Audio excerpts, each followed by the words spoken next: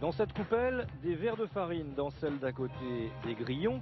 Ces insectes lyophilisés, David a tout de suite craqué pour leur goût. Note de maïs, croustillant. Voire un arôme de popcorn pour le grillon et même d'arachide pour le verre. Des insectes élevés en France, puis vendus en sachet. Voilà pour la base. La créativité du chef a fait le reste. De l'entrée au dessert, en plus de sa carte classique, tout un menu à base d'insectes. Le verre séché vient renforcer un croquant de potiron où le grillon se transforme en croustillant. Le but du jeu, c'était de se dire, on est sur quelque chose d'assez subtil quand même au niveau du goût.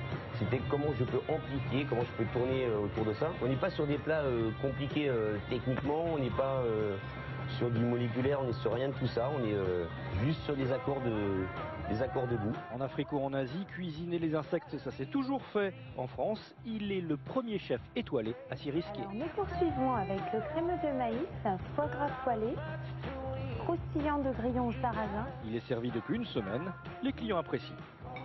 Et au palais, vous avez l'impression d'avoir des céréales. Je m'attendais à quelque chose d'un peu mou à l'intérieur, mais non, ça craque sous la dent.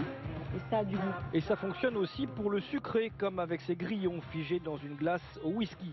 Le seul dessert où lorsque vous avez un insecte dans l'assiette, il ne faut surtout pas la renvoyer en cuisine.